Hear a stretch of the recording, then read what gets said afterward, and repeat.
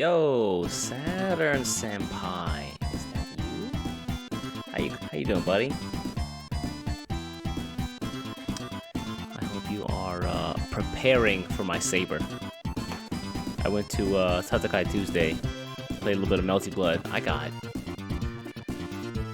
beat up by Neko Art. I was like, what the fuck is this character doing? Just middle of a match, and he has, I guess it's a bunch of meter. It's like second round or whatever, and he just activates a super. And normally when that character activates a super, they can like, it's kind of like I guess it's kind of like Faust from Guilty Gear, where like random stuff kind of happens, and so like random like cats will either start walking or like flying or like falling from the sky and shit. And so if you get hit by one of these cats, and you just like take damage and interrupt your combo. So he takes that. What's going on, Hennessy? Thanks, man. He does that, and then I guess there's like another layer you can do on top of that. I think you could just activate the super twice, and it gets even worse. And then suddenly the game's stream, or the game's like screen, just becomes like a live stream, and like it gets a border, and there's like a little like almost like a video timer like on YouTube at the bottom, like a little red line, and the Neko, this like giant Neko arc will come and start like in front of like the screen, like it's an actual live stream or a video, and he's there for like mad long, like half of the round he's just sitting there like doing shit, and I'm in the background, I'm like, where the fuck is my character? Like, am I doing a combo right now? Am I getting hit by something? I have no idea. And so that happened. I was like, yeah, I think I'm just gonna rest for a bit. I'm good. I don't know what was happening. I'm pretty sure you don't know what was happening, so. The guy was playing the headphone with it, so that's what's important. I forgot how daunting it is, like being like a new player in a game and like going out to some local event. People don't talk about it much, but it's very, very daunting. I feel it's a really scary experience.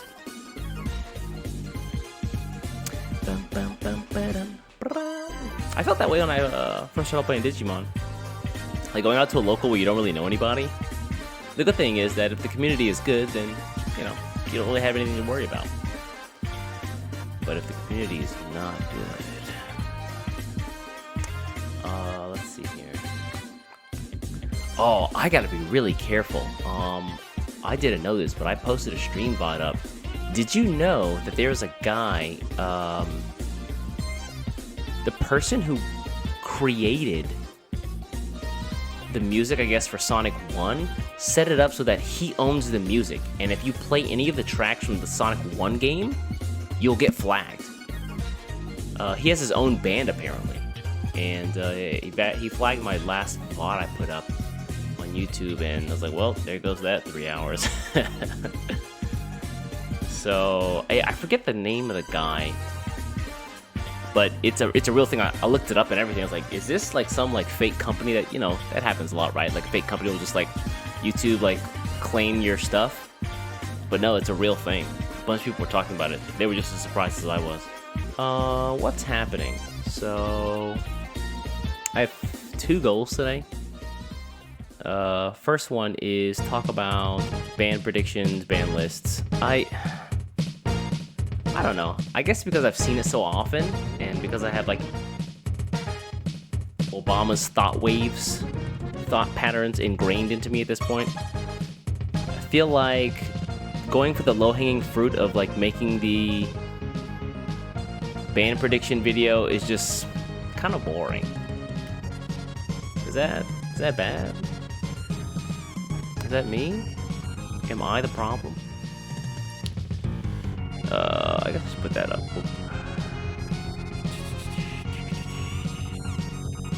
Oh, wait a second. Give me just a second, guys. I gotta set something up really fast.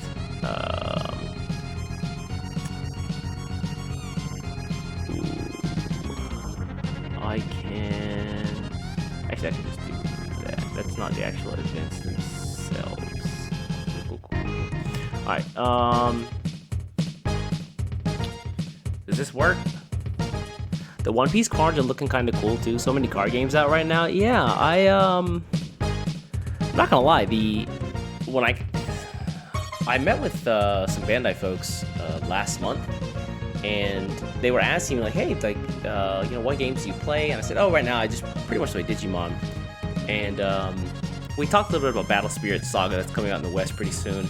But they talked to me about One Piece, and I'll give it this: Battle Spirit Saga and One Piece are kind of similar in like the way the Dawn cards are used in One Piece, where they like buff up like your characters, I think, to some degree, and then you can also use them as like cost for stuff, which is kind of cool. It makes the game a little bit more strategical, right?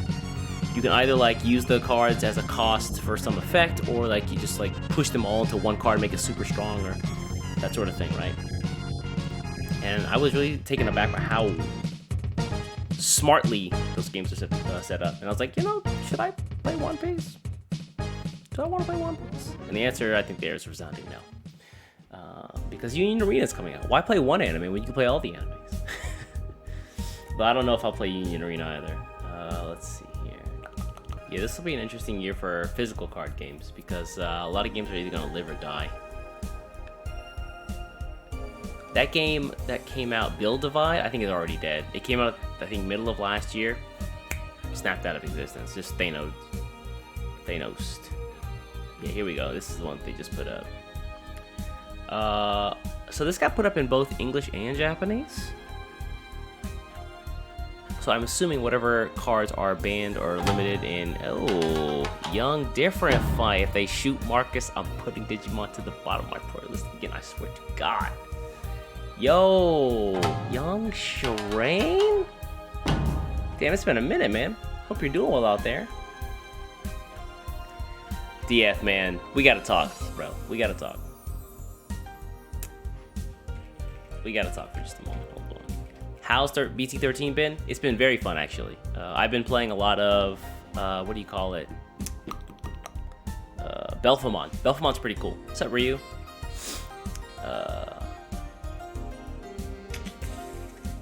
We need to talk about this card right here, man. Bro. Check this out. Marcus. So, Shine Greymon, very cool deck. Very based. But they printed this card right here, Marcus Damon. And Marcus' effect is, start of your turn, if you have this guy on the board, he's a little expensive, 4-cost tamer. No memory off of him, but every one of your turns, at the start of your main phase, you can, if you have an Agumon or Greymon out, you can pay 1 memory. Just 1 memory. It's 1 single memory. That's all you need, 1 memory. And when you do that, he becomes a Digimon. So Marcus's like gimmick is that in the anime, he like punches other Digimon and actually like does damage. And so in this case, you can pay 1 to actually make him a Digimon, and he has like 3,000 DP. He's not very strong, but the kicker is that when he attacks, so basically when he like rests and he attacks, you get to digivolve one of your yellow cards with Greymon in its name for free. For 0 cost. And that's kind of problematic. Because they also printed these really fancy cards, like, let's take a look at these ones. The level 6 Shine Greymon, who's pretty badass. And he's 4 cost. 3 cost if you're using some other cards, but 3 to 4 cost. Imagine having that for free. And then he buffs your Marcuses, and he does all this cool stuff. But then, wait, there's more.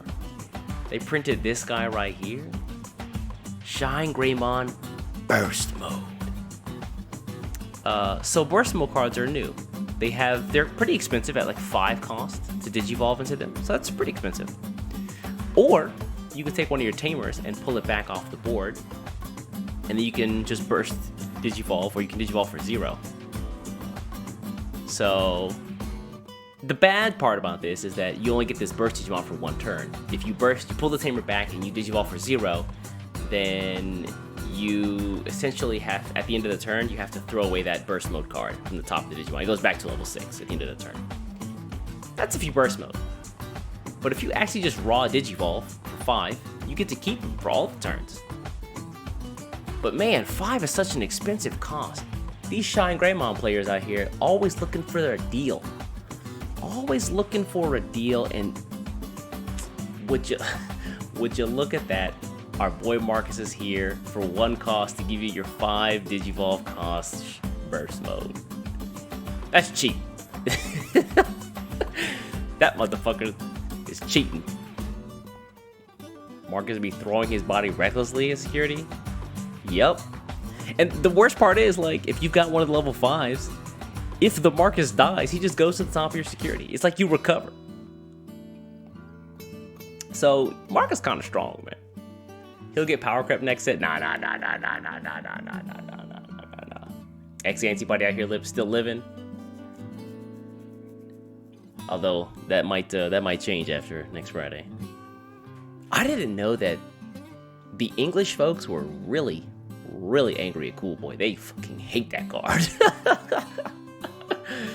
He's so unassuming. We were okay with him over here in JP. A lot of folks are saying that, well, for Marcus specifically, that's just me wishing and hoping that this card gets limited to 1. If you have one of these cards in the deck, 5 Tamers total is pretty good. The deck basically searches out the Tamers from the security through the deck, through the hand, wherever. So it's not hard to find these guys, but I think just one of him is okay. And then, you know, you grab a bunch of these guys here, or where's the other one? There's another one too. There's a red one, but yeah, somewhere. There we go. This guy right here in his signature pose.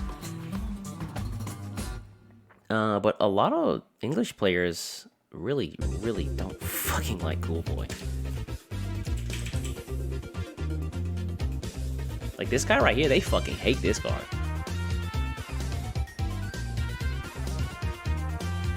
The NBA tweets out Marcus rolled his ankle. He's day by day.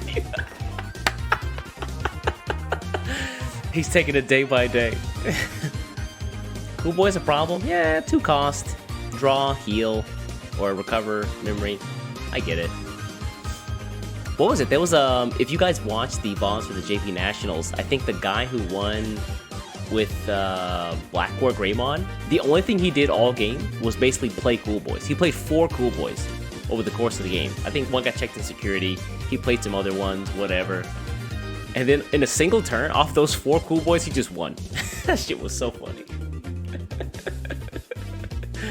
That shit was so funny. We put a VOD of that on the YouTube, so check it out if you want to see. I streamed all the Digimon Nationals. So, you know, let's keep a nice little list over here. So I think Cool Boy gets limited to 1. Marcus, this little bastard gets limited to 1.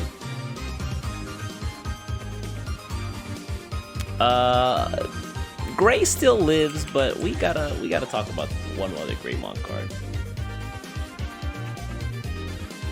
There's like this meme going around in the Japanese community that every time like a Greymon player wins, their like win message is Greymon card game. And that's because we've gone from like Greymon to Shine Greymon as far as like topping decks, like tier 1 decks. And where's he at? The problem here is that when you type in Greymon, that gives you everything. I just want the level 4. This guy right here, yeah. Yeah, I think this guy might get touched too. This is a pretty wild effect. He's really expensive for level 4 Digivolve, which is, I guess, fair, considering his effect is so good. But if he comes from a regular Greymon, his cost is 0. It's kind of hard to read here, but yeah, your turn. When you Digivolve Greymon is there. Oh, yeah, Digivolve 0 from Greymon. So if you like level 4 Greymon into this Greymon X-Antibody, is free. And then on top of that, on your turn, whenever he would Digivolve again, however many colors the Greymon card he Digivolves into has, you can reduce the Digivolution cost. So it's essentially makes every Greymon like a 2 or a 1 cost, which is really strong. And then on top of that, considering this is an X-Antibody card, you see it in the name there, X-Antibody. The effect is, if you have an X-Antibody option, you just slot up under him. Anytime he would be like destroyed basically or removed from the field, you just bottom deck the X-Antibody option and he is okay. So I think a lot of people are either asking for this card to be outright banned or for it to be limited to 1. considering this card came out in BT 11, yeah. So this is probably on the list. Oh yeah, if the great players have like a black tie tamer out, then it's even cheaper. That's true. That's true.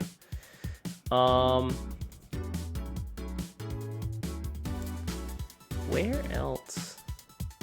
Oh yeah. This is. I was talking to my friend Javi, and he mentioned this one too. I completely forgot about this card. I just haven't seen it in so long. Thankfully, it's an option. What am I doing? Good old Hades Force. You guys remember Hades Force? 7 cost option, so you know, pretty expensive removal. Oh, wait a second, hold on. If you have a Digimon with X-Antibody in its cards, cost -2. Oh, painful. 5 memory, which is actually really cheap in this game. Main, choose a number of your opponent's Digimon or Tamers whose combined play costs are lesser than or equal to the play cost of one of your Digimon with Greymon in his name. So basically, you can take the cost of your highest Greymon named Digimon and destroy cards with a total cost of that cost. So for example, if we have, oh, I don't know, Black War.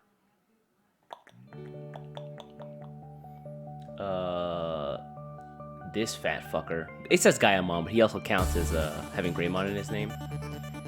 Or this fat ass right here, this big fat 13k, 13 cost Digimon. Then you can wipe out cards with a total cost of 13. And considering every tamer is only 3 to 4 memory, sometimes 2 if it's really cheap, you can wipe out like an entire army of tamers at the same time, or you can wipe out like some other big Digimon, or you can wipe out a bunch of little Digimon. So, all very useful. And yeah, that makes Black War Greymon incredibly impressive. Basically, like, if they have a Black War Greymon up, or X-Antibody up, and then they have the X-Antibody option up under him, and then they play Hades Force, you basically lost the game.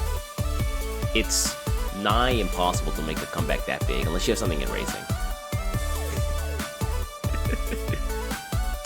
Are my voice alerts or my sound alerts working? I should really figure that out, eh?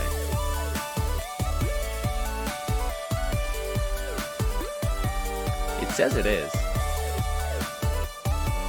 Guess I'll need to figure it out. That's for another time, though. But yeah, that's...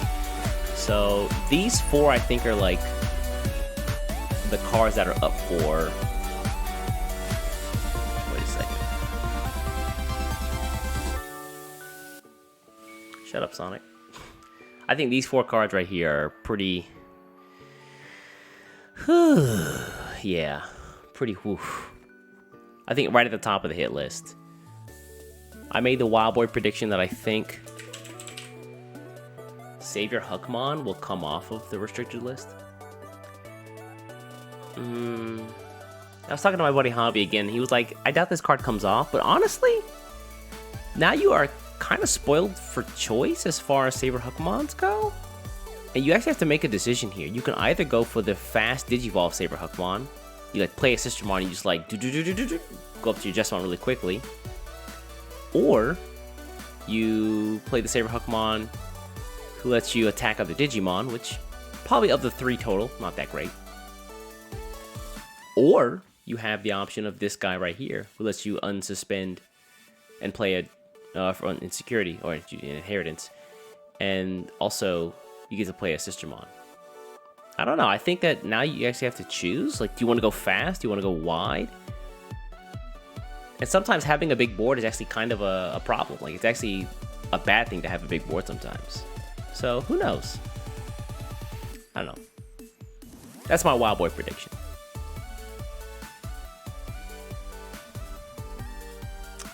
Outside of these 4,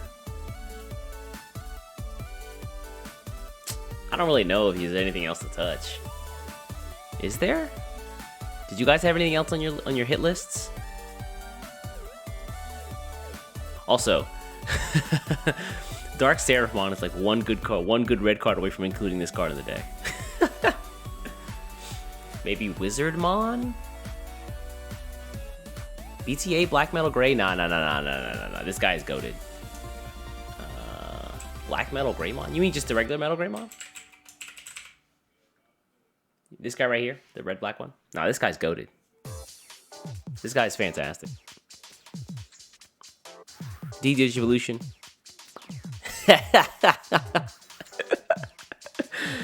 Oh, Zixa, yeah, we talked about that in Discord, bro. The cross-eyed shot.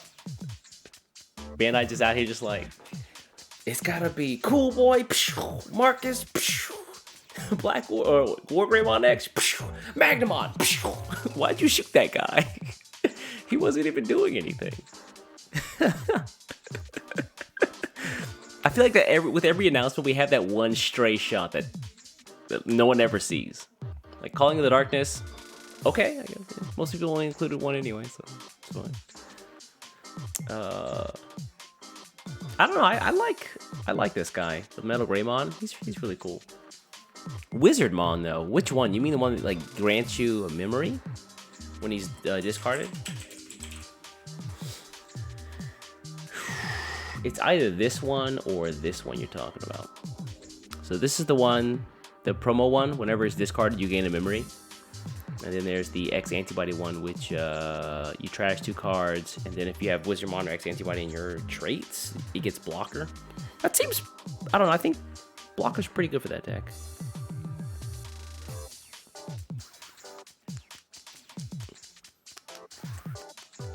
I think even more so than Wizardmon, I might hit the option card first.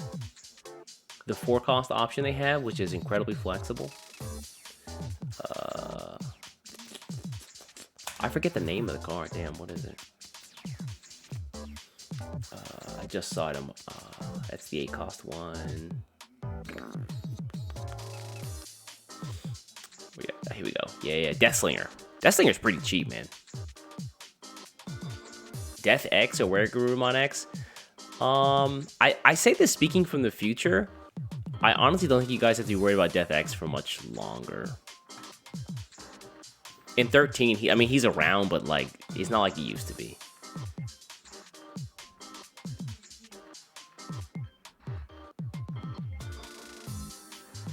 Damn, Hope. Twitch, they're like, hey, you ain't streamed in a while. You get that second class treatment. 30-minute announcement. Yeah, Deathslinger seems pretty. Warring Shots is very strong, but yeah, I like Warring Shots. Warring Shots is cool though because it allows you to like. There are sometimes when you're playing Dealsamon and you're like, gotta go fast, baby. Turbo mill cards out of my deck, and then like as you're milling cards, you're like, wait a second, I need that, and I need that too. Shit, I needed that too. Fuck. And so. Yeah, Warring Shots lets you get stuff back. Yeah, Fenton, exactly. You can also play some techs. It's nice to be able to just get stuff back. And keep in mind with the, I guess it's a little bit different, but the new training cards, we'll talk about these in a moment. Hey, East here. Just wanted to say thanks for watching the video. And if you want to hear more from this conversation, check out the next video, which should either be up on your screen now, or you can check on the channel for VOD Part 2. There we'll review some of the cards that are going to be stealth released over here in Japan pretty soon. Don't miss it. Take care.